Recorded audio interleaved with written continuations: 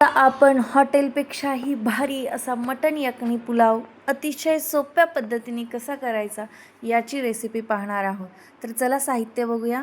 यासाठी लागणारं साहित्य आहे, इथे मी अर्धा किलो तांदूळ घेतले आहेत, मीठ, अर्धा किलो मटण, अद्रक लसूण पेस्ट, उभा चिरलेला कांदा, हळद, 2 हिरव्या मिरच्या, कोथिंबीर, घरी तयार केलेला बिर्याणी मसाला आणि खडे मसाले, त्यानंतर 1 वाटी दही. आपण आता मटण स्वच्छ धुवून घेणार आहोत. 1-2 पाण्याने मटणाला स्वच्छ धुवून घ्या आणि मटण स्वच्छ धुतलं की गॅसवर कुकर ठेवला आहे. त्यामध्ये आपण मोठे 2 चमचे तेल घातलं आहे. तेल जास्त लागतं थोडंसं. त्यामध्ये आपण जो उभा चिरलेला कांदा होता, तो उभा चिरलेला कांदा घालायचा आणि चांगला गोल्डन रंग येईपर्यंत परतायचं. हे बघा, हे जे मटण यखनी पुलाव आहे, त्याच्यामध्ये जे आपण मटण यूज करतो, त्याला कुठलंही मॅरिनेशन करायची गरज नाही. हा झटपट होणारा यखनी पुलाव आहे. टेस्टी पण खूप लागतो.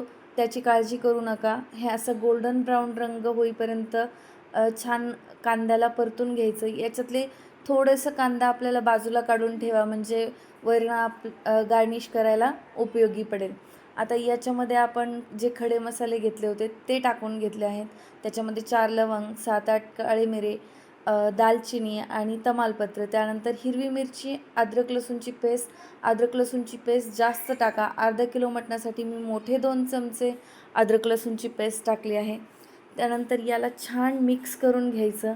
तुम्ही जर या अगोदर कधीच मटणाची कोणतीच डिश बनवली नसली, तरीही हा मटण यखनी पुलाव तुम्ही बिनधास्त बनवू शकता.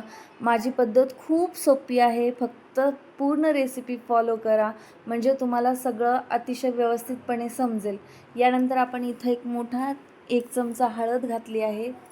आता मी इथं एक मोठा 2 चमचे घरी तयार केलेला बिर्याणी मसाला हा कसा बनवायचा याची रेसिपी पण मी लवकरच शेअर करेल. पण जर तुमच्याकडे नसेल घरी तयार केलेला, तर तुम्ही विकतचा बिर्याणी मसाला आणि त्याचबरोबर थोडासा गरम मसाला आणि लाल तिखट ह्याचं समप्रमाणात प्रमाण घ्या आणि 2 चमचे तयार करा.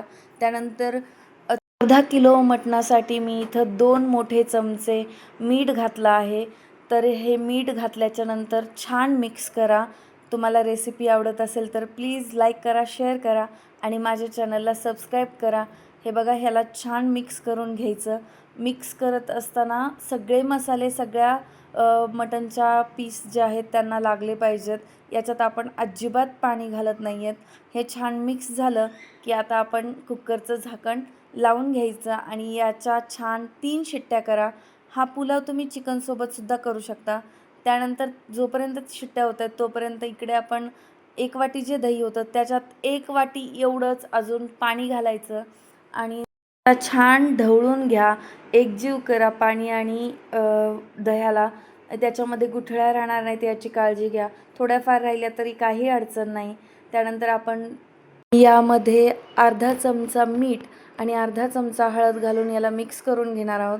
त्याचबरोबर आपल्याला अर्धा तास तांदूळ भिजू घालायचे. त्यासाठी तांदूळ छान स्वच्छ 2-3 पाण्याने धुवून घ्या आणि अर्धा तास भिजत घाला. तोपर्यंत आपल्या कुकरच्या शिट्ट्या देखील होत आहेत. हे बघा, ही खूप सोपी पद्धत आहे. चिकनसोबत करताना 2च शिट्ट्या घ्या, मटणसोबत 3 शिट्ट्या लागतात तरच छान मटण शिजतं. हे बघा, छान असं मटण शिजलं आहे. खमंग असा वास येत आहे. तुम्हाला जर सुवास घेता आला असता ना तर काय बात होती. एवढं छान सुगंध येतो याचा. त्याच्यानंतर हे बघा, छान आपलं मटण खूप छान शिजतं 3 शिट्ट्यामध्ये. मटणाला थोडा वेळ लागतो म्हणून 3 शिट्ट्या घ्यायच्या. तुम्ही बघू शकता मटण छान शिजलं आहे.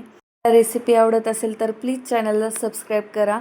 हे बघा, मटणामध्ये आता आपल्याला काय करायचं, जो आपण तांदूळ भिजत घातला होता तो डायरेक्टली याच्यात घालायचा आहे. त्याला शिजवायची काहीच गरज नाही आहे. याच्यामध्ये आपण आता 2 शिट्ट्या केल्या की हे दोन्हीही अतिशय छान शिजणार आहे. तांदूळ आणि मटणच्या पीसला हलक्या हाताने मिक्स करून घ्या. खूप जास्त मिक्स करत बसू नका, नाहीतर ते तुटतात तांदूळ आणि जे आपण दह्याचं पाणी केलं होतं ते त्याच्यात घालायचं. आता दुसरं कोणतंही पाणी आपल्याला लागत नाही. एवढ्याच पाण्यामध्ये छान पुलाव शिजतो. थोडंसं याला मिक्स करा आणि लक्षात ठेवा, फक्त 2च शिट्ट्या घ्यायच्या आहेत. खूप वेळ शिट्ट्या घेत बसू नका, नाहीतर सगळा भात जो आहे तो चिकट होईल. शिट्ट्या होऊन आपलं कुकर थंड झालेलं आहे. थोडंसं थंड झालं की याला आपण ओपन करू शकता. बघा कशी वाफ आली आणि कसा सुट्टा दिसतोय, एकदम दाणेदार भात दिसतोय आपल्याला. मटण देखील छान शिजलेलं आहे आणि सुगंध तर खूपच छान येत आहे. तुम्ही जर एकदा कराल ना तर तुम्ही नेहमी असा मटण यखणी पुलाव करून खाल. आता आपण याला सर्व करून घेऊ. एका ताटामध्ये आपण छान मटण यखणी पुलाव छान अशा रायत्यासोबत खूप चविष्ट लागतो.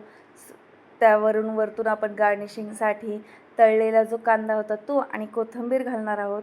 रायताची रेसिपी जर तुम्हाला हवी असेल तर ती ऑलरेडी आपल्या चॅनलवर आहे आणि त्याची लिंक देखील मी डिस्क्रिप्शन बॉक्समध्ये टाकून देईल. तिथे जाऊन तुम्ही बघू शकता. तर हे बघा असं छान दिसतंय. हे तळलेला कांदा टाका. अशा पद्धतीने नक्की एकदा करून बघा आणि कसा झाला होता ते मला कमेंटमध्ये नक्की सांगा. व्हिडिओ आवडत असल्यास लाईक करा, शेअर करा आणि सबस्क्राईब करा. धन्यवाद.